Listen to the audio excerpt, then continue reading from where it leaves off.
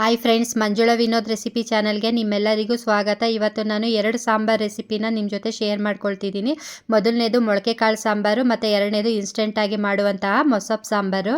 ಬನ್ನಿ ಮೊದಲನೇದಾಗಿ ಮೊಳಕೆ ಕಾಳು ಸಾಂಬಾರು ಹೇಗೆ ಮಾಡೋದು ನೋಡ್ಕೊಂಡು ಬರೋಣ. ಅದಕ್ಕೆ ಬೇಕಾದಂಥ ಇಂಗ್ರೀಡಿಯೆಂಟ್ಸು 2 ಈರುಳ್ಳಿ ತೊಗೊಂಡಿದ್ದೀನಿ, 2 ಟೊಮೊಟೊ, ಒಂದು ಸ್ವಲ್ಪ ಶುಂಠಿ, ಬೆಳ್ಳುಳ್ಳಿ, 2 ಚಕ್ಕೆ, ಒಂದು 4 ಲವಂಗ ತೊಗೊಂಡಿದ್ದೀನಿ, ಸ್ವಲ್ಪ ಮಸಾಲೆ ಪುಡಿ, ಕೊತ್ತಂಬರಿ ಸೊಪ್ಪು, ಸ್ವಲ್ಪ ಎಣ್ಣೆ ಮತ್ತು ಒಂದು ಬೌಲ್ ಕಾಯಿ ತುರಿ ತೊಗೊಂಡಿದ್ದೀನಿ.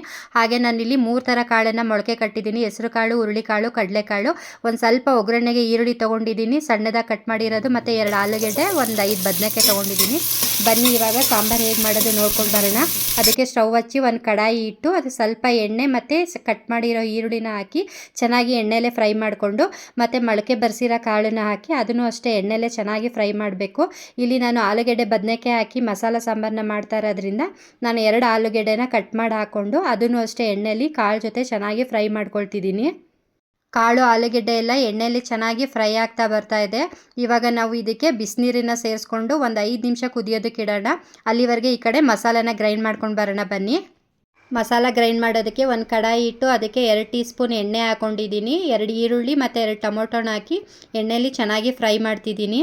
ನಾವು ಯಾವುದೇ ಮಸಾಲ ಸಾಂಬಾರು ಮಾಡಬೇಕಾದ್ರೂ ಈ ಥರ ಮಸಾಲ ಪದಾರ್ಥನೆಲ್ಲ ಎಣ್ಣೆಯಲ್ಲಿ ಫ್ರೈ ಮಾಡಿ ಸಾಂಬಾರು ಮಾಡೋದ್ರಿಂದ ಸಾಂಬಾರು ತುಂಬ ಟೇಸ್ಟಿಯಾಗಿ ಬರುತ್ತೆ. ನಾನಿವಾಗ ಸ್ವಲ್ಪ ಶುಂಠಿ, ಬೆಳ್ಳುಳ್ಳಿ, ಚಕ್ಕೆ, ಲವಂಗ, ಗಸಗಸೆನ ಹಾಕಿ ಎಣ್ಣೆಲಿ ಚೆನ್ನಾಗಿ ಫ್ರೈ ಮಾಡ್ಕೊಳ್ತಿದ್ದೀನಿ. ನಾನು ಇಲ್ಲಿ 1 ಟೀ ಸ್ಪೂನ್ ಗಸಗಸೆನ ಹಾಕ್ಕೊಂಡಿದ್ದೀನಿ. ಬೇಕಾದರೆ ನೀವು ಹುರ್ಗಡ್ಲೆನೂ ಸಹ ಹಾಕೋಬೋದು.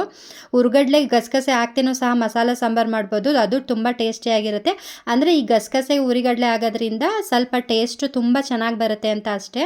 ಆಮೇಲೆ ನಾನು ಸ್ಟವ್ ಆಫ್ ಮಾಡಿ ಸ್ವಲ್ಪ ಕೊತ್ತಂಬರಿ ಸೊಪ್ಪು, ಒಂದು ಬೌಲ್ ಕಾಯಿ ತುರಿನ ಹಾಕಿ ಮಿಕ್ಸ್ ಮಾಡಿಕೊಂಡು ಒಂದು 2 ನಿಮಿಷ ಇದನ್ನು ಆರೋದಕ್ಕೆ ಬಿಟ್ಟು ಆಮೇಲೆ ಮಿಕ್ಸಿ ಜಾರ್ಗೆ ಹಾಕಿ ಮಸಾಲ ಪೌಡ್ರನ್ನ ಹಾಕಿ ಸ್ವಲ್ಪ ನೀರು ಹಾಕಿ ಗ್ರೈಂಡ್ ಮಾಡ್ಕೊಂಡಿದ್ದೀನಿ.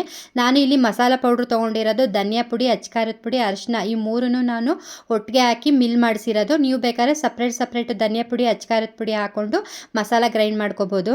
ನೋಡಿ ಮಸಾಲ ಈ ಥರ ಗ್ರೈಂಡ್ ಆಗಿದೆ. ಇವಾಗ ಈ ಕಡೆ ಕಾಳೆಲ್ಲ ಕುದೀತಾ ಬರ್ತಾ ಇದೆ.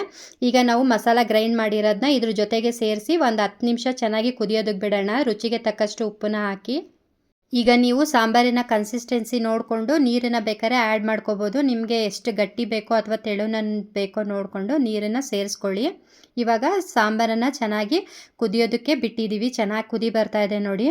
ಈಗ ಸಾಂಬಾರು ಒಂದು 3/4 ಭಾಗ ಬೆಂದಿದೆ. ಇವಾಗ ನಾವು ಕಟ್ ಮಾಡಿ ಇಟ್ಕೊಂಡಿರೋ ಬದನೆಕಾಯಿನ ಹಾಕಿ ಒಂದು 5 ನಿಮಿಷ ಸಾಂಬಾರನ್ನ ಕುದಿಸಿ ಸ್ಟವ್ ಆಫ್ ಮಾಡಿದ್ರೆ ಮೊಳಕೆ ಕಾಳು ಮಸಾಲ ಸಾಂಬಾರು ರೆಡಿ ಆಗುತ್ತೆ.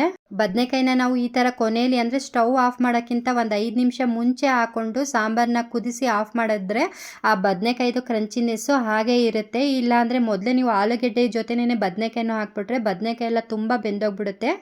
ಫೈನಲಿ ಮೊಳಕೆ ಕಾಳು ಸಾಂಬಾರು ರೆಡಿಯಾಗಿದೆ. ಇದಕ್ಕೆ ಕಾಂಬಿನೇಷನ್ ಆಗಿ ನಾನು ರಾಗಿ ಮುದ್ದೆನ ಮಾಡಿದ್ದೆ. ಸರಿ ಫ್ರೆಂಡ್ಸ್, ಈ ಮೊಳಕೆ ಕಾಳು ಸಾಂಬಾರು ನಿಮ್ಗೆ ಇಷ್ಟ ಆಗಿದೆ ಅಂತ ತಿಳ್ಕೊಂಡಿದ್ದೀನಿ. ಬನ್ನಿ ನೆಕ್ಸ್ಟ್ ರೆಸಿಪಿ ನೋಡ್ಕೊಂಡು ಬರೋಣ. ಸೊಪ್ಪಿನ ಸಾಂಬಾರು.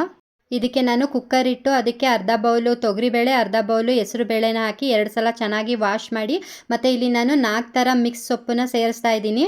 ಪಾಲಕು, ಸಬ್ಸಿಗೆ, ಬಸಳೆ ಸೊಪ್ಪು, ಕುಂಬಳ ಸೊಪ್ಪನ್ನ ಚೆನ್ನಾಗಿ ವಾಶ್ ಮಾಡಿ ಸಣ್ಣದಾಗಿ ಕಟ್ ಮಾಡಿ ಬೇಳೆ ಜೊತೆ ಸೇರಿಸಿದ್ದೀನಿ. ಇದಕ್ಕೆ ಟೊಮೊಟೊ, ಈರುಳ್ಳಿನ ಉದ್ದುದಾಗಿ ಕಟ್ ಮಾಡಿ ಸೇರಿಸ್ಕೊಂಡಿದ್ದೀನಿ. ಮತ್ತು ಒಂದು 10 ಹಸಿಮೆಣ್ಸಿನ್ಕಾಯಿ, ಒಂದು 15 ಎಸಳು ಬೆಳ್ಳುಳ್ಳಿ, ಸ್ವಲ್ಪ ಅರಿಶಿನ, ಎಣ್ಣೆ. ನೀವು ಬೇಕಾದ್ರೆ ಇದಕ್ಕೆ ಜೀರಿಗೆ, ಕಾಯಿ ತುರಿನೂ ಸಹ ಸೇರಿಸ್ಕೊಬೋದು. ಈಗ ನಾನು ಇದಕ್ಕೆ ನೀರು ಹಾಕಿ ಮಿಕ್ಸ್ ಮಾಡಿ ಒಂದು 2 ವಿಜಿಲ್ ಕೂಗಿಸ್ಕೊಳ್ತಿದ್ದೀನಿ.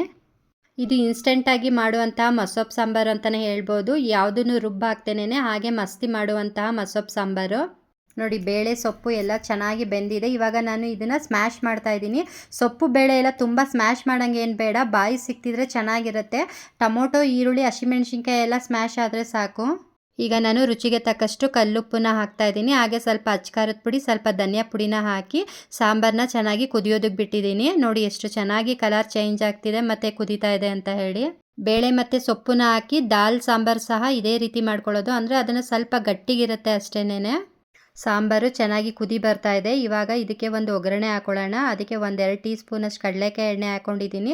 ಸಾಸಿವೆ, ಜೀರಿಗೆ, ಬೆಳ್ಳುಳ್ಳಿ ಹಾಕ್ಕೊಂಡಿದ್ದೀನಿ. ನೀವು ಬೆಳ್ಳುಳ್ಳಿ ಬದಲು ಈರುಳ್ಳಿನೂ ಸಹ ಸಣ್ಣದಾಗಿ ಕಟ್ ಮಾಡಿ ಹಾಕೋಬೋದು.